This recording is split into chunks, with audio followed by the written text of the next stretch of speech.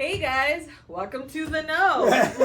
This To the no? yeah, we'll call it the know. I don't know. Okay. We're gonna give I our like that. No, I like we're that. gonna give our show a name. What's gonna call the know? The no.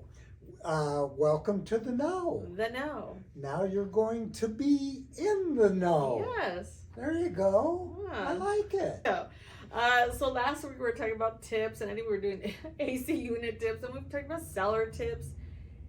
And now I'm like, what about some tips for buyers, or the steps? Not really tips, but more like the steps that as a buyer you should do. So they're not in. I mean, I don't think they're in a particular order. But I'm gonna say them like if they were, and Harold will correct me. Oh, Okay, so the one I have to start with is, well, and I'm gonna stop there because there's two of them, and it's what came first, the chicken or the egg. So we'll figure it out. So I have get pre-approved for a loan yes. or set your budget. What do you think is first, What do I think? or what should be? My opinion. How about that? My opinion is get pre-approved first. Because when you're pre-approved as a buyer, you know exactly what the budget is, how far I can go, and it just in case I walk in and the first house I look at is the one I want, Yeah. I'm ready to go. Okay.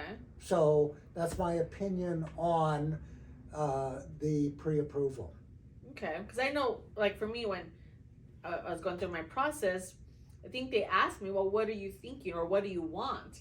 And I remember me thinking, I'm like, well, I want $1 million. Doesn't mean I can afford $1 million, but I want $1 million.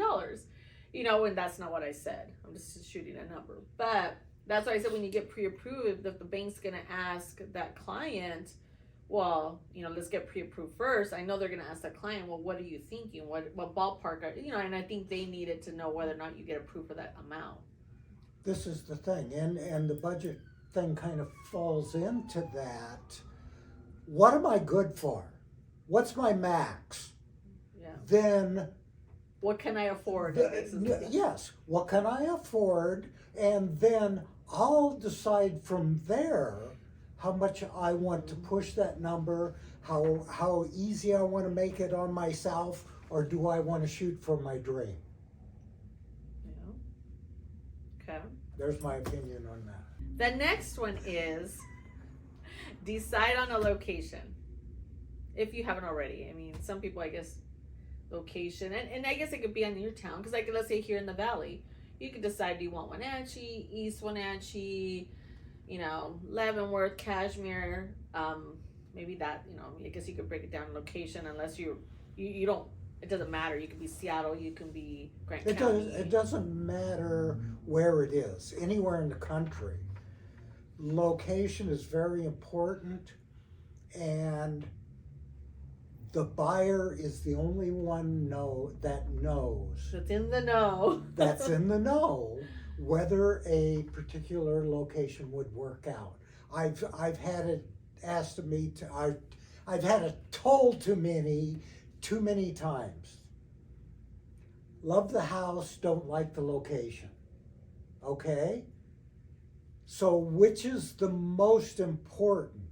Can you love the house and stay in the house and not go outside and look at the location? I don't think that's going to happen. Yeah. So the location is very important. You can always maybe redo a house a little bit. Yeah, make it your own, and You're not digging up the dirt, replacing the dirt and the location. yeah. So my opinion on that. All right. The next one. Prioritize your wants and needs. And that's a hard one. Because we want a lot of things, but what you really need, you know, because I'm sure as a broker, Did the Stones sing a song like that? I don't know.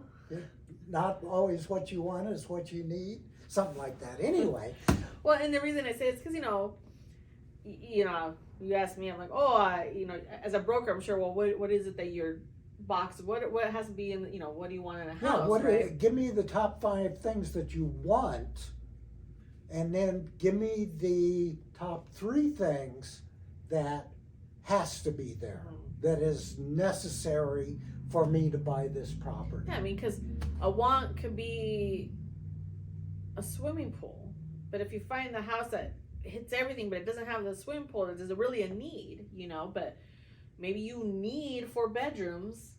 Now that's different. You need 4 bedrooms, in the house you're looking. That's where I think the wants and the needs are. Is like you need certain things to fit your lifestyle. The other stuff is just more like wants. But what's prior? What do you prioritize? I think the word that really works the best is what is really a necessity. Yeah. What's the deal breaker there? So what's Yeah. the deal breaker? What's the deal breaker here? I mean, it has to have this, this, and this, or it's not even in consideration for an offer. Do you have any deal breakers? So, For our moving house? along, Okay, there's 2 left. Second to last is understand the market.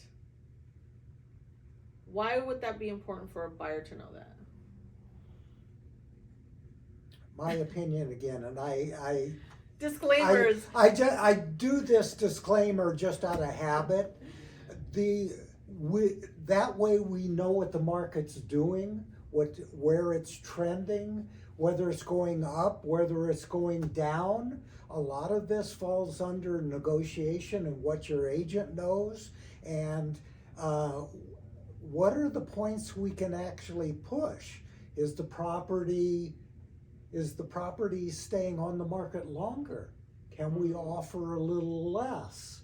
Is this particular price range moving and going under contract within a week? We might have to pick up the pace. We might have to offer a little bit more. Yeah. So when Angie says market, there's a lot comes into play, and the agent should be able to clue you in and give you an idea of what's happening in the market, so when you actually pull the trigger on that property, you have a good idea of what way things might come out. Did I ramble enough on that one? I think so. Okay. And last but not least is find a real estate agent. Why is that important? Why is that important? Because you wouldn't go to court without a lawyer. Yeah, really. Yeah, I'm gonna go to court and represent myself. Yeah. That I would be behind bars in a heartbeat. Yeah. No. Find an agent that you can talk to, that you can be truthful with.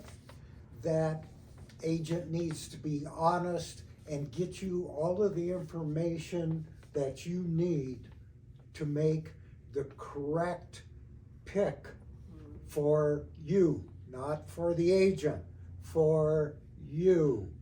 And your agent should back you up on all of these items that we've discussed.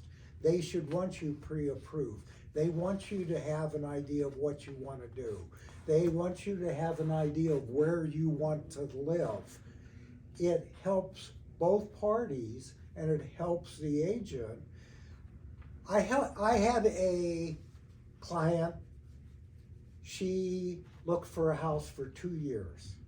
She found the house that she eventually really wanted. She's still there because I get something from her every once in a while. And basically it came down to, this is the house you want, yes. The price is right, yes. It all works for you, yes.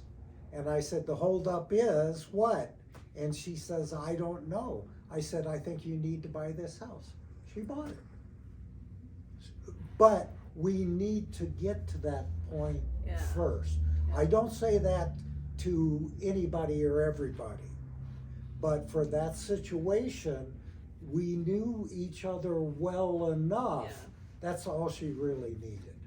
So know your agent. Know the person who represents you and know that they understand you and where you want to go. To me, that's very important. Yeah. that they have your best interest, not theirs. Yeah. Yeah. The whole thing is about my client. That's all that I'm interested in. Okay. Done. Done. Again, in no particular order, but those are the six some steps. I said listed as 6 steps, but it's in no particular order. They're just some helpful tips. And other than that, as always, I will put Harold's contact information somewhere in this area. You want to add anything? No. I think we're having way too much fun with this. All right. Bye. Talk to you later. Bye.